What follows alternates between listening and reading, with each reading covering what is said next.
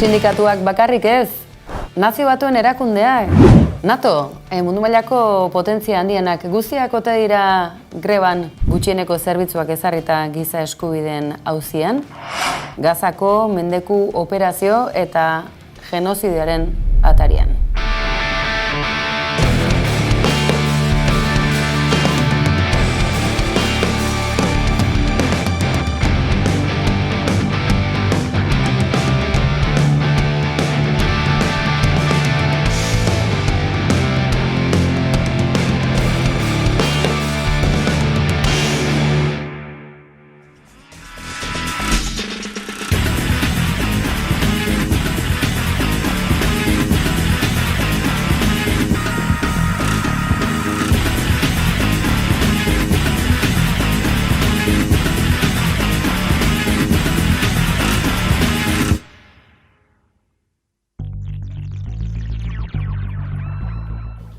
Inkursioa prestatzeko, lur bidezko okupazioa prestatzeko, lehen inkursioa egin omen du Israelgo armadak eta aire bidezko irudiak dituzue hauek.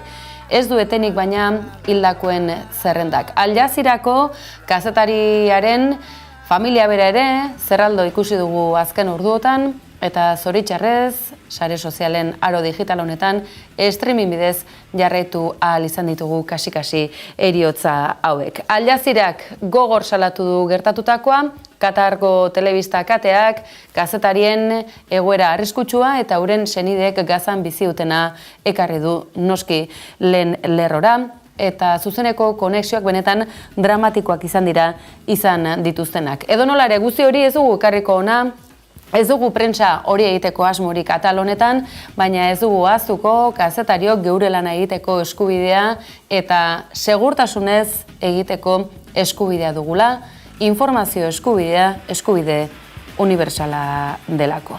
Inkursioa aipatzen genuen, izan ere, azken orduotan eta ikus dezakezue, Euskal Herriko hedabideetan ere lehen lerroan den inkursioa dela, ikus ditzakezue edizio digitaletako portadak nola azken orduotan borrokak izan diren eta Gaza iparraldean armada israeldarrak sartuen irtena egin duen aurrez berau gelditzeko nazioartetik eskakizuna izan da ere. Gauzak honela badirudi zigorrak ere ezarriko dituela, baina ez Nazio Batuen erakundeak edota NATOk berak, baizik eta Israelgo gobernuak izan ere, ez dugu ahaztuko Euskal Herrian Aieteko konferentzian bertan parte hartu zuen Griffith jaunari ere bisado aukatu diotela, izan ere nazioarteko begiraleak bertaratzeko eskakizuna egina dute eta bisado horiek ukatu egin ditu Israelek. Nazio Batuen erakundean bertan Palestinaren ahotsa entzun dugu azken orduotan, baina muturreko egoera, muturreko hitzartzea. Power, no water, no fuel. Food supplies are running dangerously low. Hospitals, overwhelmed with patients and injured, are running out of medicine. Morgues are overflowing with bodies. Gogorak dira halako hitzak, baina baten batek esan barko duan bertan, ganbera horretan, bertan diren gehienak gizonak eta noski zuriak, zer gertatzen ari den eta euren onespenarekin gertatzen ari dela gainera. Bodies are buried in mass graves. Israel ordered 22 hospitals in Gaza to evacuate, an order that WHO labeled as a death sentence for the sick and injured. This includes newborn babies in incubators. Mr. Chair, 2 million Palestinian people live in Gaza. Half of them are children. But Israel is dropping explosives as no civilian live there, and acting like everyone in Gaza deserve to be killed. Eta laburbilduz, Gaza mendeku operazio honen ondotik kolapsatuta dagoela. Ez da beharrezkoa sumendi bat izatea, edota bestelako hondamendi erraldoia, izan ere bertan bizi diren 2 milioi biztanleak harrapatuta eta bombapean exekutatuak ari dira izaten. The mass killing of civilians and the scale of destruction do not at all indicate a so-called collateral damage, but rather indiscriminate attacks against civilians. For 11 days now, the world has watching a member state of this organization brutally assaulting my people in the Gaza Strip. In 11 days, Israel killed more than 3,000 Palestinians, including 1,000 children, and injured many more, half of them women and children, by airstrikes directly hitting their homes. Israel has not spared a single Palestinian family in Gaza. Those who were not killed are injured. Those who are not injured are displaced. And those had thought found a safe haven in Al Ahli hospital was massacred. Does this make Israel feel more secure now? Does this fulfill the need for unconditional support to Israel? According to the UN, families in Gaza have been bombed by Israel while in their homes or on their way in search for a safe place along damaged roads following an Israeli evacuation order that left hundreds of thousands of people scrambling for safety. Eta zen izango da, gerra krimen edota gizateriaren aurkako krimen hauen erantzule. Izango ote da auzitegirik, hau guztia aztertu eta epaituko ote duenik, jakina dena da, honezkero hildakoen kopuruak hartu duen dimentsioak atzera bueltarik ez duela zalantzari gabe.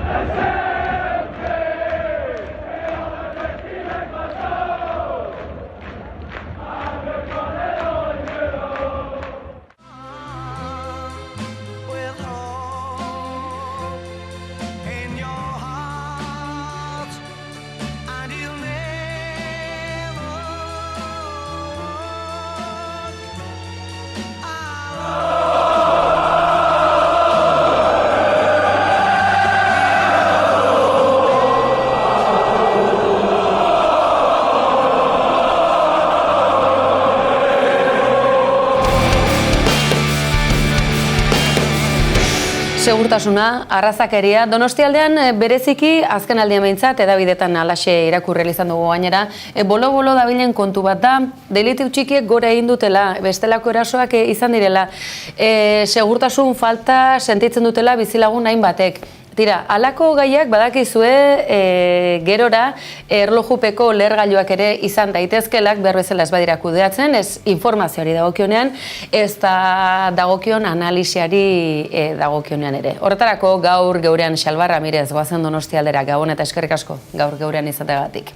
Ohiko bilakatu da ezta, Donostiako Tabakalera kultur zentro ezaguna, ospetsua, eta ingurua berriz poliziaz josita, baina deigarria da, polizia presentzia gero eta nabarmenagoa den arren delituek gora egin dutela, alaxe diote datu ofizialek, aurtengoak naiz eta esku hartan ez ditugun.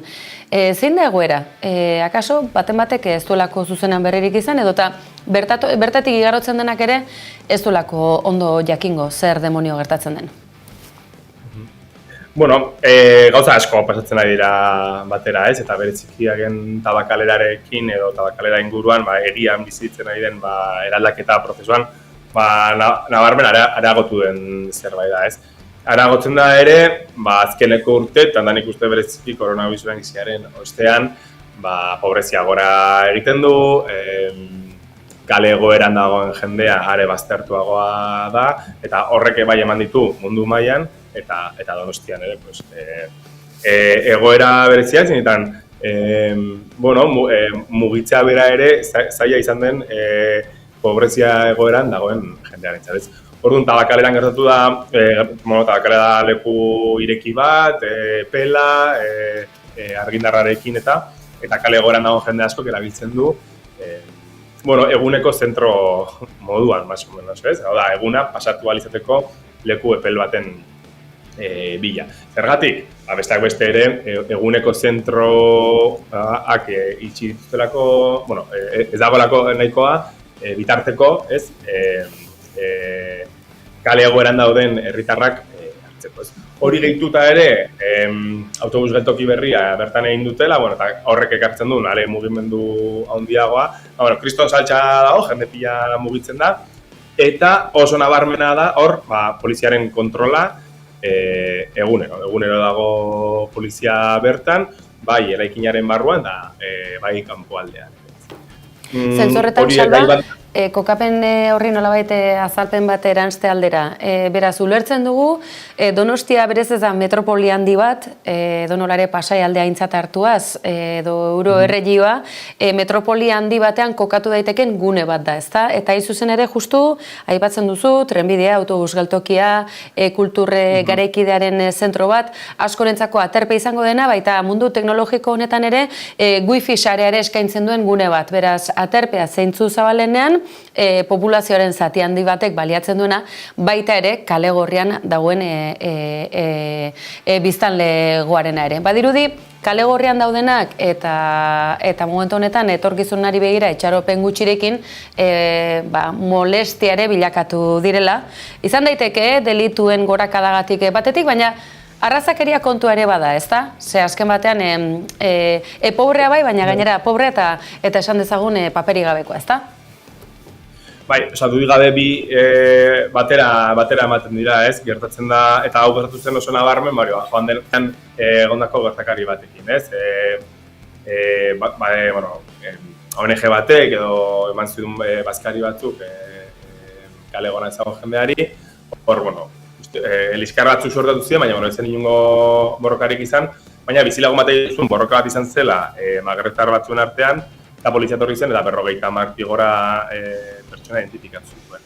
Hori uste dela, gertatzen den gauza nabarmen bat, hau da, esatezun magrebtar batek, kale goran dago magrebtar batek liskarra izan du, bat egin du, edo delakoa, baina gure begirada razistatik denak kale goran dagoen magrebtar guztiak zaku beran sartzen ditugu, ez? Hori zen gertatuko inolaz ere, mendebaldeko pertsona txuri batekin, ez izan du, bi pertsonak txuri borrokat izan dute, eta ez zitzaigu okurritzen pertsona txuri guztiak identifikatzea, ez?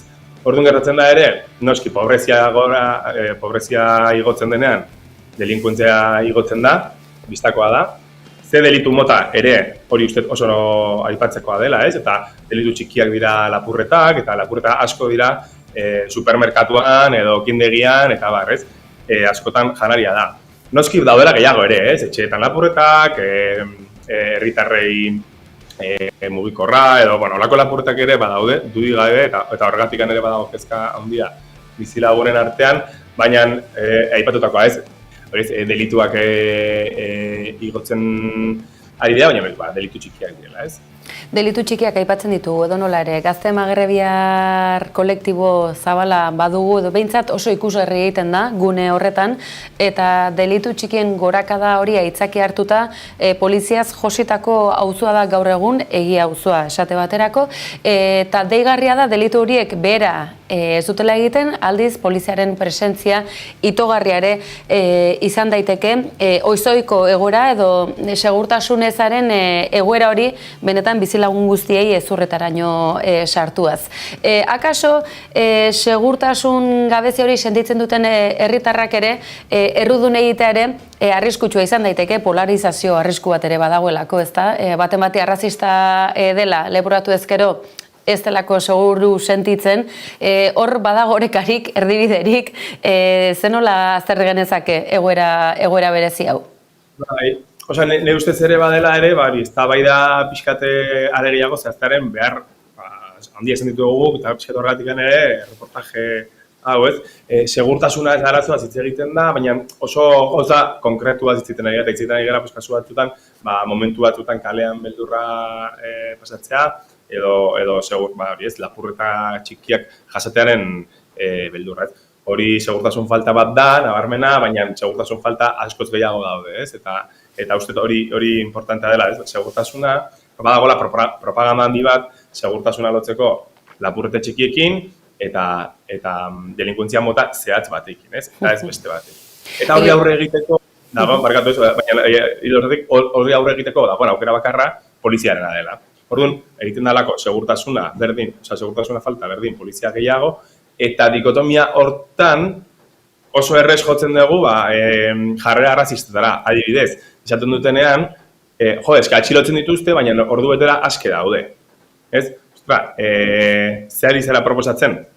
Pertsona batzuentzat lege berezi batzuk egon marko liatezkela, besteentzat ez daudenak, ez? Esan nahi zut, ni atxilotzen manaute eta asko urten manaute, bada, ez dagolako proba nahiko horik, edo delitua ez delako nahiko larria, kasu batean kartzelara joteko, edo epaiketa azkar bat ipitzeko.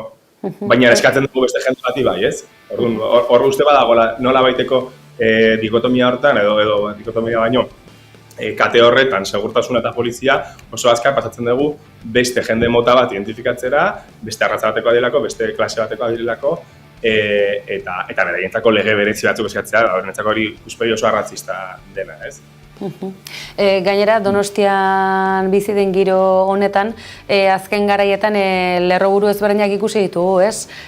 Kale Gorrian bizi dena, bat ere baliabiderik ez duena, okupatzera jo egin duena, delitu txikien egile dena, guztia asmas batean sartuta dago, eta saltza horretan eskuin muturreko diskursoa gainera goraldian edo loraldian badaudela jabetzen hasiak gara.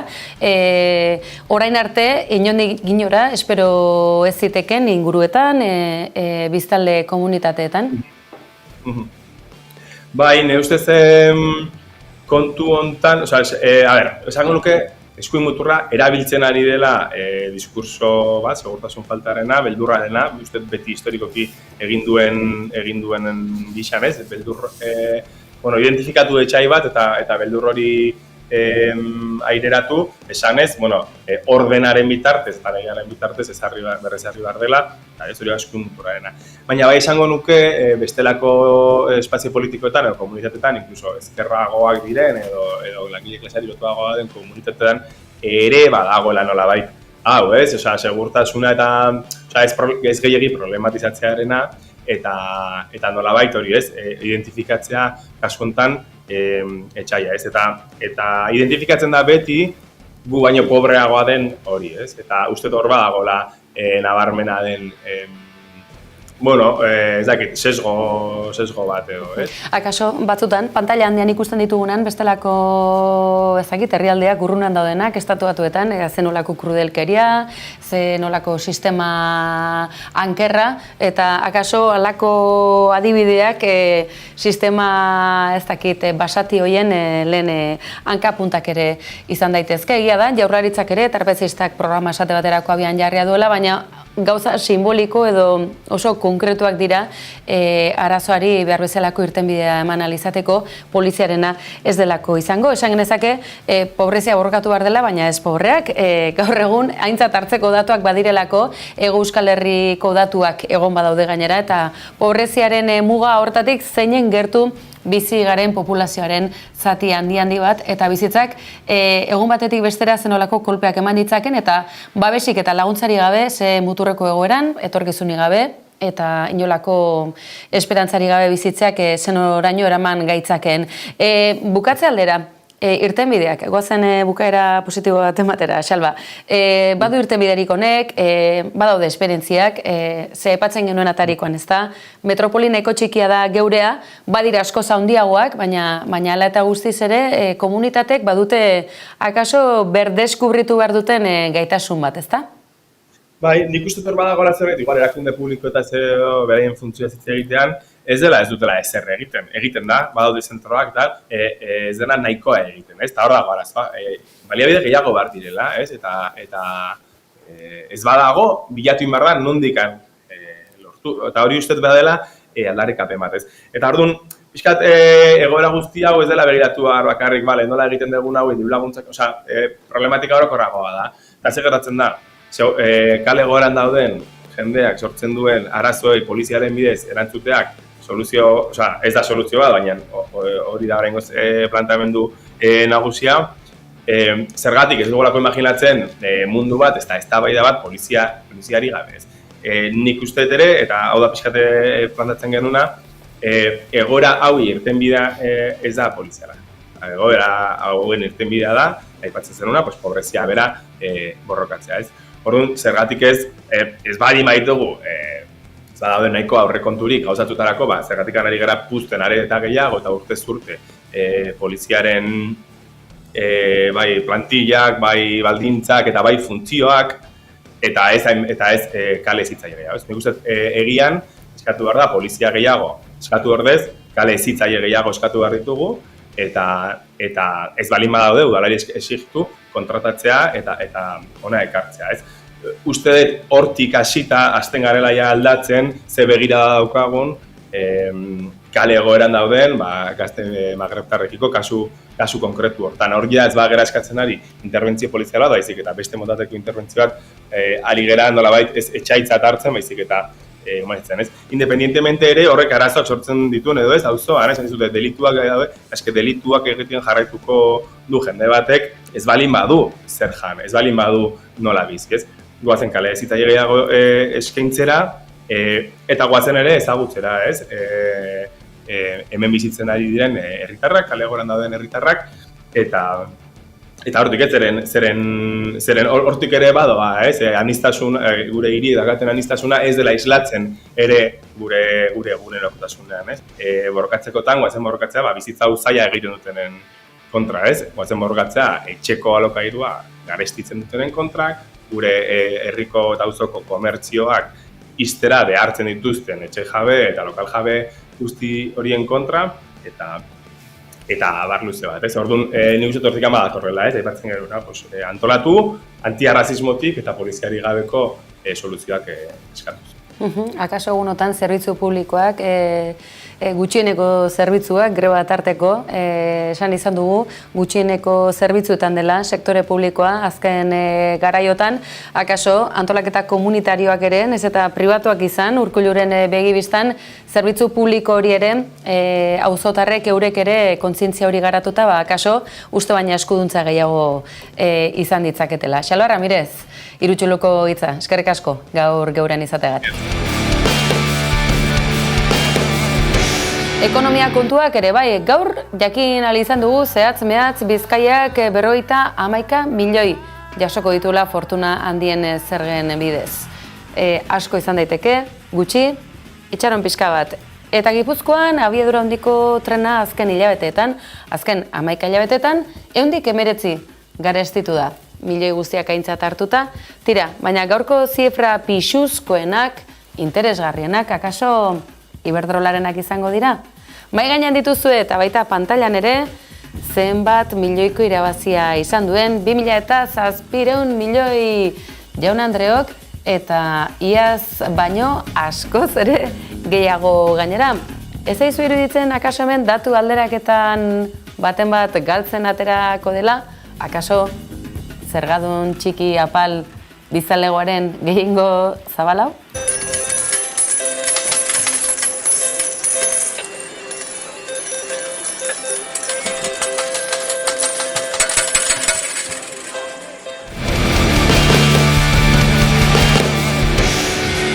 Ekonomia kontuetatik, akaso ekonomikoak direnak, baina klima larrialdiarekin zerikusia dutenak. Kutsadura murriztu asmoz, badakizue, auto klasiko zar horiek honezkero gero eta zailtasun gehiago izango dutela besteak beste gure Euskal Metropoliak zeharkatzeko, eta datu zehatzak ere bai 2005, 2019, baina nirea diesela da, gasoila, hasi begiratzen, laster batean murrizketak izango dituzu eta hasteko eta behin, asko zeharkatzen dugun gune bat, Indautxu, Bilboko erdigune hori, pentsatzen dut jende gehiena, metroan, bestelako garraioetan da bilela, baina izue hortik abiatu du, Aburturen gobernuak, Euskal Herriak klima larrialdi honetatik salbatzeko lehen metro karratu ingurua.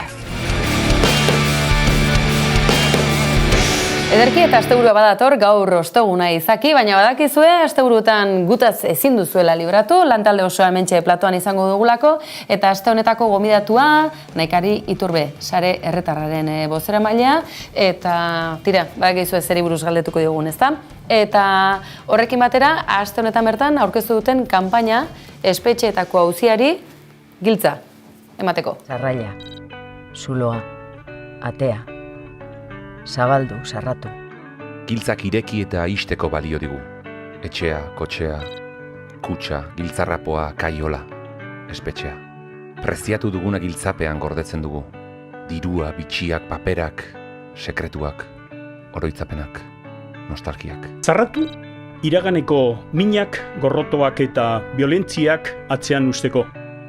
Inorien sufrimendua ahaztu edo gutxietzi gabe, baina bai, iraganari begiratu ahal izateko, orain aldirako eta etorkizunerako irakaskuntza gisa.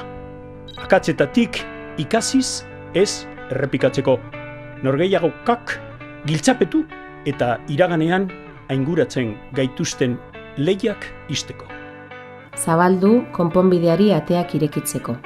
Adierazi nahi dugu prest gaudela konponbiderako, elkarbizitzarako, biktima guztien minen errespeturako eta presoen etxerako bidean ateak irekiko dituzten giltzak gure eskuetan hartzeko.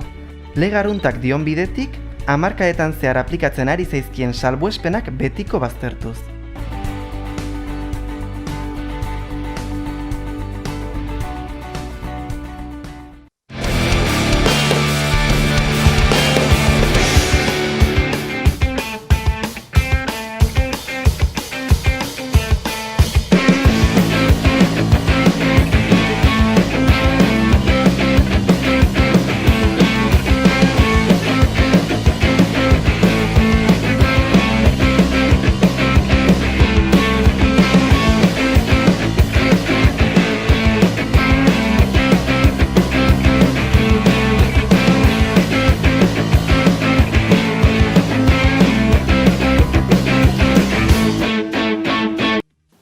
Balio dute kolektiboa, gaur gauean izango duzue, beraien berri gehiagorik, eta euren datorren hitzordua aipatu gabe ez gara joango, azaroaren 4an Donostian egin dutelako hitzordua, Kutixik jaialdia bueltan da, eta hori aipatu gabe ez gara joango zergatik. Ginger taldea ere bertan izango delako, talde zarauztarrarekin esango dizuegu gaur agur, zergatia badu, kolpez kolpeko errealizazio burua izaterekin batera, Ginger taldeko kide ere badelako, gure lankidea, ez dugu izena esango lotxatu egiten delako, baina guk arrotasunez gaur adio esango dizuegu Ginger taldearen azkenarekin, eta bagoaz, badakizue Antenatik eta albistegi azido bifidagarri, eta badakizue kontu guzti horiek astelenean bueltan izango duzuela, eta lantalde osoarekin asteburuko saio berezia, asteburuan noski baietz kolpez kolpe izango dela zuekin. Gabon pasa, eskerrik asko.